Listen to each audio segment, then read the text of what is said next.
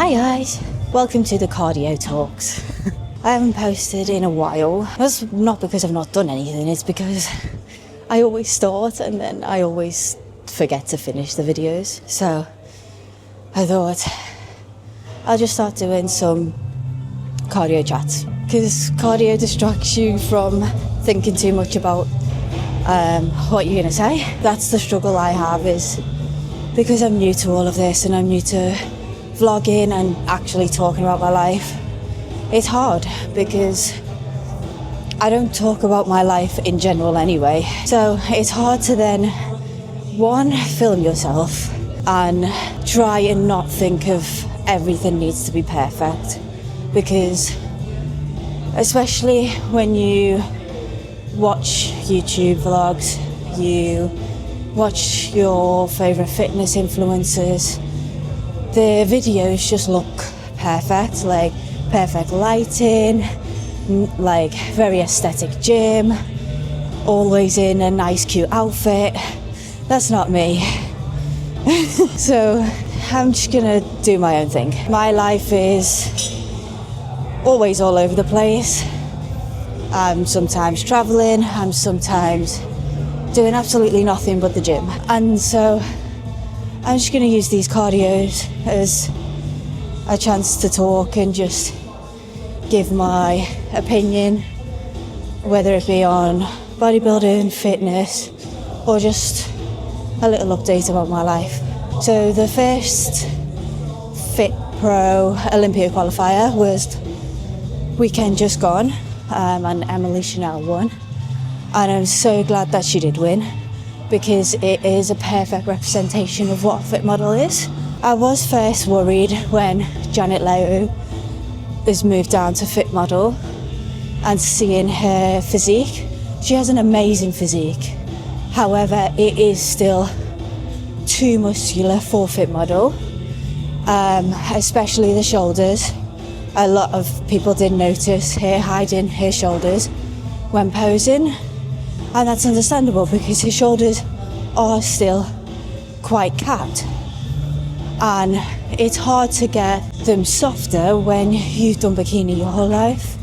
And being out for a few years still doesn't make you lose so much muscle. You'll still be training and everything like that. Anyway, so Emily, perfect physique, much softer look, very exactly what you would call beach model look. So I'm really happy with the standard and I hope that continues throughout the season. In regards to me, I am 10 weeks out. I'm on the elliptical now. I was doing the bike, but we've just switched it up for a bit. So I need a bigger distraction, hence the videos. But I feel great. My calories aren't even that low. The scales haven't moved much, but the physique is definitely a lot different from when I started, which I'm really happy about. That's the current situation. I will do a full day of eating. I started in Oslo and then I didn't do my last meal. So I might post that. This will go out today. I'm just going to start just doing unfiltered chat, unfiltered cardio chat. This is episode 1. I'm just going to blabble. Blabble? Is that the word? Whatever the word is, I don't know. This is just me being me. I've given up trying to be the aesthetic influencer. I've never been that. I'm just going to start doing what I do and hopefully you enjoy it. Yeah, life's been good. We got back from Oslo yesterday and came straight to the gym because I had to do legs and cardio. Today I did shoulders and cardio again. Tomorrow's a rest day. So I always use rest days to work on my business. Starting up a business called MØLT. I'll put the link in the description for you to sign up to the newsletter. It's not launched yet. Hoping to launch maybe around May time. Fingers crossed. But it's just in the final phases of just tweaking some of the designs. I need to order the packaging and photo shoot. So that's the current plan. I don't even know if you want to hear any of this. I'm very ADHD, I have loads of things. that I'm like, oh, I want to do this, oh, I want to do that, I want to do this. And then either I do it all and never film it, or I don't do it at all, because I always feel like it's not good enough. Not that it's not good enough, but I'm like, does anyone even want to see this? Does anyone even care? Are they even interested? And obviously the clothing business is nothing to do with fitness. Well, it is, because I wear it at the gym, Liam wears it at the gym, but the business aspect of it, it's whether people want to see that, or whether they just want to see my prep, or they're not interested in either. Yeah, I'm just blobbering on, because I still have 25 more minutes of this, so 10 weeks out. I'm going to be competing in the MPC Sweden, now MPC Nordic, which is, the regional is on the 9th of May and the pro qualifier is on the 10th of May. I plan to do both, so I'm going to do a back-to-back show. Because when does anyone but open bodybuilders ever do a back-to-back show? Very rarely ever. It's usually always on the same day. So I thought, it's a bit unique, a bit fun, and see how it goes. We still have a bit of weight to lose. Cardio is at 35 minutes, 4 times a week, so I generally do that on training days, because my calories are like 500 calories higher on a training day. So I'd rather use them extra calories to have the energy to do cardio.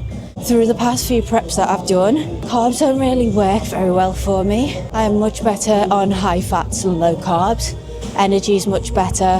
The past 2 years that I've not prep dieted or anything like that, I've been trying to fix my hormones, my gut, all of those things. Trying to just fix within, mentally, physically, the whole shebang. So I've been trialing a lot of things. Dairy I can't tolerate at all, and that came off the back of my first ever prep. So my first ever prep, all the dairy was cut out. So then when I came out of prep, I was getting really bad stomach pains. I noticed it was every time I was having Greek yogurt, protein bars, stuff like that. So that came to the realization I couldn't have any dairy, and over time it has got a bit worse. I can now tolerate the ISO whey from ESN. That really works really well, because it's like ultra filtered. Obviously leave a link down below, you get discount on that. Apart from that, my stomach doesn't do very well. I've also realised with vegetables, I used to think I couldn't really have much vegetables because the fibre. It turns out some vegetables are fine and some aren't, and through the whole filtering, figuring things out, I struggle with vegetables that have high histamine and high sulfates. So things, for example, like aubergines, green beans, I can have literally maybe about 5 green beans. So I've cut all that out, and I have courgettes, I have cabbage and pak choy. They're generally the only vegetables I have, and then I get my other nutrition for my gut from pumpkin seeds, flax seeds, chia seeds and seasonings. So I'll have cayenne pepper, rosemary, garlic, turmeric, all the stuff like that. I just realised I'm bobbing like this. Yeah, so I find other ways to get that nutrition in through seeds and nuts. I do plan on getting a intolerance test and a gut microbiome test, so I'll definitely keep you updated with that. That will also give me an insight into things that I've not thought of trying, but I could give it a go. And over the past year, my gut has got so much better. I only eat whole food. I've now switched to organic fruit and vegetables, and I'm gonna just keep trying to help myself internally, because I did go through a really, really bad slump where I would sleep for 12 hours, I'd still be tired. I just couldn't focus, couldn't do anything. And I just felt like I was in a really bad hole and I just couldn't get out of it. And it was only then when I left my old job, reduced my stress dramatically, started eating. I don't have any processed foods anymore. Well, obviously with prep, but when I tell you guys, just eat whole foods because it drastically makes such a difference. Over time, you'll feel so much better. If you stick to it, you will see the benefits of it. Get yourself into a routine, nightly routine. Look after yourself and take your supplements. Just walk. It's not hard, but people will always make an excuse. But anyway, I'm just blabbering now. The camera's on 9%. So enjoy, live life, do your exercise, train hard, and eat good. And I see you in the next one. Peace.